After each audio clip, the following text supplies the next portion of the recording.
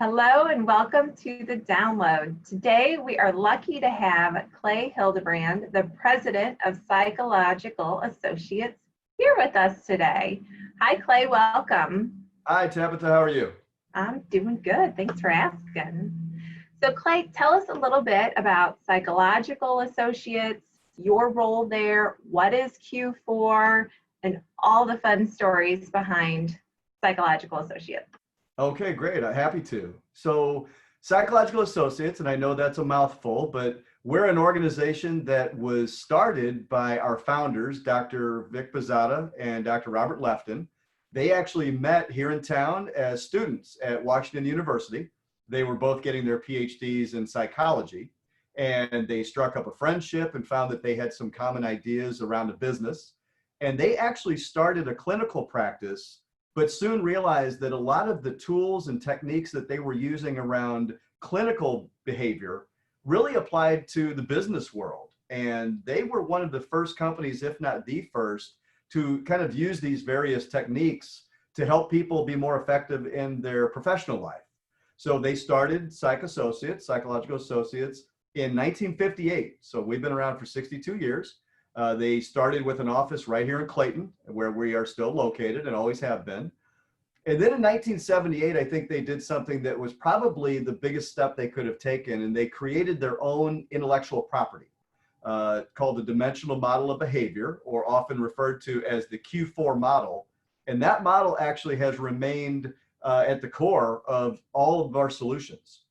And what the dimensional model is, it's really a tool that organizes aspects of observable behavior. It puts those into 4 quadrants: Q1, Q2, Q3, and Q4. And we use that model to help people develop self-awareness initially regarding their own leadership style and their interpersonal skills. So with the model, they get a much better, much more accurate picture of how they're coming across to colleagues, direct reports, even their supervisors. And once people understand their own style, they can use the Q4 model to now identify the leadership style, the behaviors, and those motivations in the people they work with. Once you have that understanding and the skills that we teach, you can greatly improve your leadership effectiveness, your communication. It helps people gain not just compliance, which is what a lot of leaders in the past have done. We want to gain commitment, and using Q4 skills does that. So it really just helps in all aspects of your business. You know, we're a full service talent management consulting firm. We help companies select, develop, and retain their best people. Our role is to help clients make better decisions around a lot of things, one being hiring decisions. You know, hiring now is a lot more than just reading a resume and checking a few references. We want to help our clients make the best educated decision they can about, does this candidate fit into our culture? Are they going to fit within our organization? Because so many bad hires, that's really where things fall apart. And it's expensive when the hiring of an executive doesn't work. We use the same model and the same skills to help answer the question also is, who in the organization is ready for promotion? So as they're thinking about succession, what is a company's bench strength? Who in the organization is ready to be promoted today versus those people that might need some further development?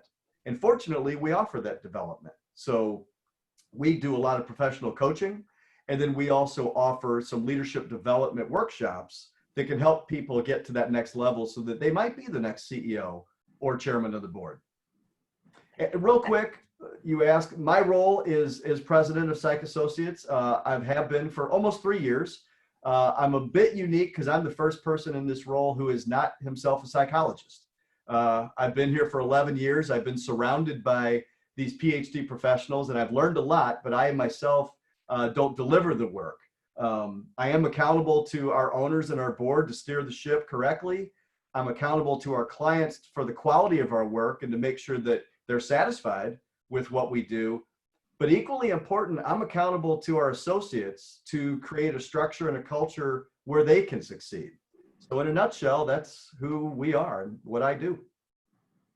Well, I can personally say we love Psych Associates. The Chamber uses Psych Associates, as does many of our investors.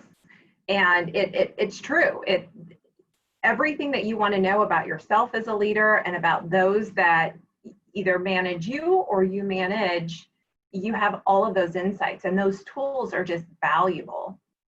So you have a pretty broad insight into the current workforce, but let's talk about the future of the workforce. So what do you foresee as the future of the workforce to look like as we move into Q3, Q4, and then beyond? Well, you and I were chatting even before this call about where you and I might be physically, located, and how we're going to be working at our respective companies. And as we talk to companies like yourself, you are a client, and other clients, no surprise, what we're continuing to hear is that the remote workforce is certainly the trend and will probably just continue so, which means, a lot of leaders will be working with people, hiring people who they may never meet in person. A lot of teams will have to work together without being able to develop that camaraderie of going to lunch together or having a happy hour or, spending time in the hallways. So having the right people, first of all, in those roles will be critical. Using the right communication skills, leading or working together, is equally important. And, related to this trend is the ability to deliver products and services virtually. And fortunately, the way we go to market and the tools we use, we can literally do this for anyone, anywhere in the world. So we're very fortunate in that respect. It's okay. So as we end, what can the St. Louis region do right now, or what can the workforce do right now to start preparing themselves as they start to expand either their current workforce or look to make new hires? Well, so as it relates to being remote, just a couple tips very quickly. One, and I think this is happening already, there used to be a mindset that if you weren't physically located, you weren't working. Because if I can't see you working, I don't know what you're doing, and maybe you're goofing off. Obviously, that's a mindset that is changing, but I think it needs to continue to evolve. I was reading a couple stats, and from 2005 to 2018, there was an increase of 173% of people working remotely. So obviously we were headed that way anyway, which is good. I mean, that's a good thing. But there's three things that people say are the most troubling when it comes to working remote. One is it's difficult to unplug. So I would encourage companies and leaders to give their people permission to end the day at a reasonable time and not have to continually go back and answer emails and constantly feel like they're working. The other one, which is kind of sad, is loneliness. That's the number 2 concern. And we just talk about the need to over communicate, make sure people feel engaged and connected by constantly reaching out. And then collaborating and communicating is the third. And really, it all ties together. The one thing I would ask people to do if they can is to visit our website or to call me. We have virtual solutions to help them be better leaders. We'd love to do a demo of the technology so you can see how it works. You can reach me at 314-608-2591 or visit our website at q4solutions.com. And I'll make sure to include all that information in the body of the blog for this.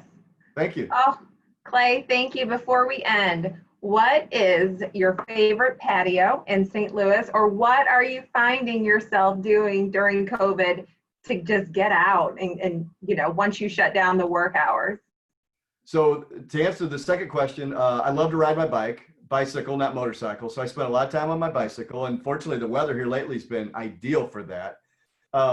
As far as an outdoor eating experience, we are in Clayton, and I am a big fan of Five Star Burger. And if you've been by recently, they have moved their seating into the road. Clayton has allowed them to build a barrier, so now all of their seating is outside, and it's just a very cool atmosphere, and we're big fans. So that's where I was most recently.